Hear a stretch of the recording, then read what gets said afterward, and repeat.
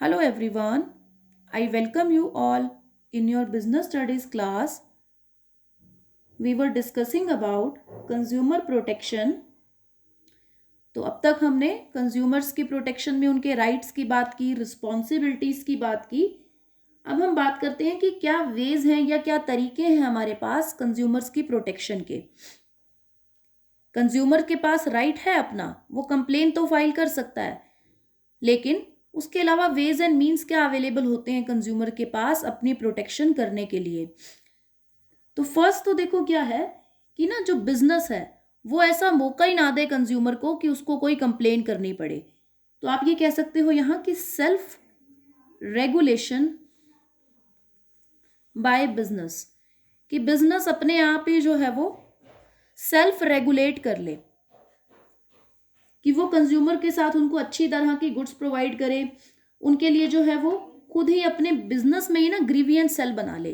देखो, जब आप प्रोडक्ट खरीदते हो तो आपको कंप्लेन करने के लिए एक नंबर दिया जाता है कि आपको कोई भी कंप्लेन है प्रोडक्ट से रिलेटेड, तो इस नंबर पर कॉल करके आप जो है वो अपनी कंप्लेन जो है वो डाल सकते हो। तो यहाँ पर यही है कि अगर ऐसा होगा तो कंज्यूमर को कहीं बाहर जाने की ज़रूरत ही नहीं है, वो आप ही को कंप्लेन करके अपनी उस कंप्लेन का सॉल्यूशन ले लेगा। तो that is called self regulation by business. फिर है बिजनेस एसोसिएशंस। अब बिजनेस एसोसिएशंस क्या है कि बिजनेसमैन मिलके ना, जो ट्रेडर्स हैं या बिजनेसमैन है, वो मिलके एक एसोसिएशन बना लेते हैं। तो वो एसोसिएशंस जो है वो एक कोड ऑफ कंडक्ट डिसाइड कर देती हैं, यानी एक बंच ऑफ रूल्स होते हैं जो हर बिजनेसमैन को जो है वो फॉलो करने हैं। उस कोड ऑफ कंडक्ट के अंडर आपको चलना है। अब हर प्रोफेशन का एक कोड ऑफ कंडक्ट होता है, वी नो दैट। अगर आप लीगल प्रोफेशन की बात करें, लॉयर्स की बात करें, डॉक्टर्स की काउंसिल की बात करें, तो सबका एक कोड ऑफ कंडक्ट है कि ये चीज़ें आपको डू एंड डोंट्स, कि आप नहीं करेंगे और ये आप करेंगे। तो इसी तरह से बिजनेसमैन भी अपनी एक एसोसिएशन बनाए जिसके लिए वो एक कोड ऑफ कंडक्ट डिसाइड होगा और वो कोड ऑफ कंडक्ट सबको फॉलो करना होगा। अब जैसे कि फॉर एग्जाम्पल जो है, अगर हम बिजनेस एसोसिएशंस की बात करें, one of them is FICCI। FICCI full form है इसका federation of Indian chambers of commerce and industries. Federation of Indian chamber of commerce and industries. Federation of Indian chamber of commerce and industries. उसके बाद है आपके पास CII, that is called confederation of Indian industries. Confederation of Indian industries. Okay, तो इस type में ये जो है बिजनेस एसोसिएशंस अवेलेबल हैं जो कि एक कोड ऑफ कंडक्ट डिसाइड करती हैं। देन है आपके पास कंज्यूमर अवेयरनेस, कि भाई सबसे जो मेन, दो हमने बिजनेस की तो दो मीन्स की बात कर ली कि बिजनेस ही जो है वो मौका ही ना दे कंज्यूमर को कंप्लेन फाइल करने का। देन है कंज्यूमर अवेयरनेस। कंज्यूमर अवेयरनेस ये है कि कंज्यूमर खुद ही अवेयर रहे अपने राइट्स को लेकर के, अपनी रिस्पॉन्सिबिलिटीज को लेकर के। तो यहाँ हमें एक बात ध्यान रखनी है कि सिर्फ राइट्स को लेकर के आप अवेयर नहीं हो कि मेरे को ये राइट अवेलेबल है, मैं इनका यूज कर सकता हूँ। पहले आप अपनी रिस्पॉन्सिबिलिटीज को निभाओ कि आपने जब गुड्स खरीदते टाइम क्या अपनी रिस्पॉन्सिबिलिटीज निभाई। आपने उनसे बिल लेना है, क्वालिटी गुड्स की उसी टाइम आपको इंश्योर करनी है, यूज करते टाइम आपको इंस्ट्रक्शंस को फॉलो करना है, प्रोडक्ट यूज करने से पहले उसकी मैन्युफैक्चरिंग एक्सपायरी डेट, उसके कंटेंट्स, इन सब को पढ़ना है। तो ये कंज्यूमर अवेयरनेस के अंडर आता है सब कुछ, कि कंज्यूमर खुद अवेयर रहे अपनी राइट्स और अपनी रिस्पॉन्सिबिलिटीज को लेकर के। फिर है कंज्यूमर ऑर्गेनाइजेशंस। अब कई बार क्या होता है कि एक अकेला इंसान कम पड़ जाता है, तो उसके लिए कंज्यूमर ऑर्गेनाइजेशंस बनाई गई हैं कि ग्रुप ऑफ कंज्यूमर जो है ना वो मिल करके अपनी एक ऑर्गेनाइजेशन सेटअप कर लेते हैं, जिससे कि वो एज अ ग्रुप एक दूसरे की हेल्प कर सकते हैं। अब ये कंज्यूमर ऑर्गेनाइजेशन के जो लोग मेंबर नहीं भी होते, ये उन कंज्यूमर्स की भी हेल्प कर देती हैं। तो ये जो है वही है यहाँ पर कि यूनिटी स्ट्रेंथ, की अब जो लोग साथ होते हैं तो वो एक दूसरे की हेल्प कर पाते हैं एज अ ग्रुप। फिर है गवर्नमेंट। गवर्नमेंट ने तो भाई कंज्यूमर्स की हेल्प के लिए कितना अच्छा हमारे लिए कंज्यूमर प्रोटेक्शन एक्ट लाया है 1986। तो गवर्नमेंट तो प्रोटेक्ट कर ही रही है। इसी तरह से गवर्नमेंट अलग अलग लेजिस्लेशंस या रूल्स बनाती है, जैसे कि सेल ऑफ गुड्स एक्ट बनाया है, कॉन्ट्रैक्ट एक्ट बनाया है। तो ये सारे जो है वो गवर्नमेंट के रूल्स हैं जो कंज्यूमर्स को प्रोटेक्शन दे रहे हैं। तो 3 लेयर्स में हमने बात कर ली कि गवर्नमेंट कैसे हेल्प करे, कंज्यूमर खुद कैसे जो है वो अपनी जो है वो स्वयं सहायता करे, और बिजनेसमैन जैसे जो है वो सेल्फ रेगुलेशन करके कैसे कंज्यूमर की हेल्प कर सकता है। तो अब ये तो बात हो गई वेज एंड मीन्स की। अब देखो जो ये कंज्यूमर प्रोटेक्शन एक्ट है ये 3 टायर मशीनरी में काम करता है, यानी 3 लेयर्स में काम करता है। फर्स्ट होता है ये डिस्ट्रिक्ट लेवल पर। तो डिस्ट्रिक्ट लेवल का मतलब है कि स्मॉलेस्ट लेवल है ये। तो ये जो आपका 3 टायर बनाए गए हैं ना, ये अमाउंट ऑफ प्रोडक्ट या अमाउंट ऑफ आपका सर्विसेज के ऊपर बेस्ड होता है कि आप इसमें अपना जो भी कंप्लेन है वो कहाँ फाइल करोगे।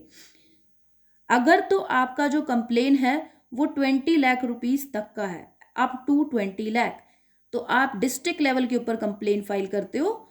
तो अब डिस्ट्रिक्ट लेवल में क्या क्या है इंपॉर्टेंट बात पढ़ने वाली समझने वाली, वो हम देखते हैं कि डिस्ट्रिक्ट लेवल पर जो है वो 3 मेंबर्स होते हैं, जिसमें से 1 ऑफ द मेंबर का जो है वो फीमेल लेडी मेंबर होना ज़रूरी है, और जो 1 मेंबर होगा उसके पास डिस्ट्रिक्ट लेवल के जज की क्वालिफिकेशन होनी चाहिए।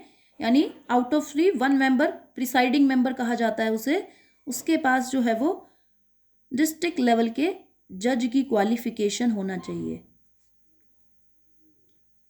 और अप टू 20 लाख रुपीस तक का आप जो है वो मुकदमा डालते हो, यहाँ पर कंप्लेन फाइल करते हो। जैसे ही आपकी एप्लीकेशन लगाई जाती है तो सामने वाली पार्टी को एक नोटिस इशू कर दिया जाता है। देन उसकी कंप्लेन की आपकी जो है वो जांच की जाएगी। अगर उसमें लगता है कि आपकी कंप्लेन ठीक है तो सामने वाली पार्टी को कोई भी डायरेक्शन दी जा सकती है कि वो आपको रिफंड करे प्राइस आपका, रिप्लेस करके दे आपके प्रोडक्ट को, या उसमें जो भी कमी है डिफेक्ट है उसको दूर करे, आपको कॉम्पनसेशन दे। तो इस तरह से किसी भी तरह का आपको जो भी सॉल्यूशन है वो टाइम बाउंड सॉल्यूशन आपको दिया जाता है।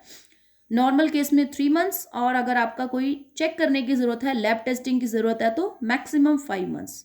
तो ये टाइम बाउंड रिडेसल होता है जो कि प्रोवाइड किया जाता है। और देखो अगर आपको लगता है कि आप इस डिस्ट्रिक्ट लेवल के आपका जो भी डिसीजन आया उससे आप सेटिस्फाई नहीं हो, तो विद इन 30 डेज आप अपनी कंप्लेंट जो है ना वो स्टेट लेवल पर या स्टेट कमीशन में जो है वो फाइल कर सकते हो। और आगे भी इसके चलता है, अगर आप स्टेट कमीशन से भी सेटिस्फाई नहीं हो तो फिर उसके बाद आप जो है वो लास्ट नेशनल कमीशन में अपनी कंप्लेन को जो है वो फाइल कर सकते हो। बट ये ध्यान रखना यहाँ पर कि नेशनल कमीशन से आगे आप कहीं नहीं जा सकते। अगर आपने शुरुआत किया कि डिस्ट्रिक्ट लेवल पे गए, नहीं आपको डिसीजन को पसंद, आपने स्टेट लेवल में किया, स्टेट लेवल का भी डिसीजन पसंद नहीं आया, तो आप नेशनल लेवल तक लास्ट जा सकते हो, उससे आगे नहीं। उसके आगे आप किसी कोर्ट वगैरह में कहीं और नहीं जा सकते। अब नेक्स्ट जो होता है आपका second, that is state commission. अब स्टेट कमीशन जो है वो इसकी नेक्स्ट लेयर है कि आपका अगर जो कंप्लेन है वो 20 लाख टू 1 करोड़ है, 20 लाख टू 1 करोड़, तो आप जो है अपनी कंप्लेन को स्टेट कमीशन में डालोगे। स्टेट कमीशन में भी सेम जो है वो 3 मेंबर्स होते हैं, एक मेंबर का फीमेल होना ज़रूरी है, और एक जो मेंबर होगा उसमें जो है वो स्टेट लेवल के या हाई कोर्ट के जज की क्वालिफिकेशन का होना ज़रूरी है। यहाँ भी सेम वही प्रोसीजर, कंप्लेन फाइल करोगे, कंप्लेन फाइल होने के बाद सामने वाली पार्टी को नोटिस इशू होगा। अगर वो फॉल्टी पाई जाती है तो उनको कोई ना कोई जो है इंस्ट्रक्शंस दी जाएंगी कि आपको रिफंड करें, कॉम्पनसेशन दें, रिप्लेस करें प्रोडक्ट को, या सर्विस में कोई जो है वो डेफिशिएंसी है तो उसको दूर करें। और यहाँ भी अगर आपको स्टेट कमीशन का डिसीजन नहीं लगता है, if you are not agreed with the decision of state commission, then you can file your complain in national commission within 30 days. Within 30 days आप नेशनल कमीशन में जो है challenge कर सकते हो उस बात को कि मेरे को ये डिसीजन मैं एग्री नहीं करता। नेशनल कमीशन से आगे आप कहीं नहीं जा सकते। स्टेट कमीशन में आपने मुकदमा डाला, नहीं आपको डिसीजन आया, ठीक है, नहीं आप एग्री कर रहे, आप लास्ट नेशनल कमीशन तक जा सकते हो। थर्ड है अब नेशनल कमीशन। यहाँ जो ओरिजिनली आप कंप्लेंट जो है वो दायर कर सकते हो वो है अबव 1 करोड़। अबव 1 करोड़ की जो कंप्लेन है वो नेशनल कमीशन में आप डाल सकते हो। यहाँ पर जो है वो 5 मेंबर्स होते हैं, out of them 1 is female and 1 is carrying the qualifications of supreme court. यहाँ हाई कोर्ट के जज की क्वालिफिकेशन होनी चाहिए स्टेट लेवल में, और यहाँ पर सुप्रीम कोर्ट के जज की क्वालिफिकेशन होती है out of the 5 members and 1 of them is also a lady member. तो यहाँ भी सेम प्रोसीजर है, मोर देन 1 करोड़ का आप जो है वो कंप्लेन डालोगे, और यहाँ पर वही सेम कि आपका जो है वो डिसीजन टाइम बाउंड तरीके से सॉल्व होगा। अब नेशनल कमीशन में क्या है कि अगर आप एग्री नहीं कर रहे हो डिसीजन से, ओरिजिनली मुकदमा आपने नेशनल कमीशन में ही डाला था, यानी 1 करोड़ का आपका कंप्लेन है, अबव 1 करोड़ का, तो यहाँ अगर आप एग्री नहीं कर रहे हो ना नेशनल कमीशन के डिसीजन से, तो विद इन 30 डेज आप सुप्रीम कोर्ट जा सकते हो। फर्क क्या है देखो कि सुप्रीम कोर्ट में आपका ना वो ही कंप्लेन जा सकता है ना जो अबव 1 करोड़ हो, ठीक है। तो यहाँ अगर आप डिस्ट्रिक्ट लेवल पे नहीं पसंद, 20 लाख का ही आपका कंप्लेन था, तो आप स्टेट लेवल में भी जा सकते हो, नेशनल में भी जा सकते हो, चैलेंज कर सकते हो कि भाई मुझे जो है डिस्ट्रिक्ट और स्टेट लेवल के कमीशन के जो डिसीजंस हैं वो उनको मैं एग्री नहीं करता। लेकिन सुप्रीम कोर्ट जाने के लिए आपका जो कंप्लेन है वो अबाउ 1 करोड़ होगा तो ही आप सुप्रीम कोर्ट में जा सकते हो। बाकी के जो 2 आपके लेवल्स थे उनके डिसीजन को लास्ट आप जो चैलेंज करोगे वो सिर्फ नेशनल कमीशन में ही करोगे, ये हमें ध्यान में रखना है। अब जो इसके नेक्स्ट जो हमारा टॉपिक है consumer organisation and non government organisations, ये आपके सिलेबस से डिडक्ट हो चुका है, तो ये नहीं करना है। लास्ट आपको यहीं तक ही करना था, 3 टायर मशीनरी तक। So that's all for today, thank you so much. अब इस यूनिट की अच्छे से केस स्टडीज़ को पढ़ें और पिछली भी सारी यूनिट्स की केस स्टडीज़ को अपना रिवाइज करें, because syllabus is completed now it's up to you कि आप अपना थ्योरेटिकल प्लस केस स्टडीज़ का रिवीजन जो है वो स्टार्ट कर दें। Thank you so much.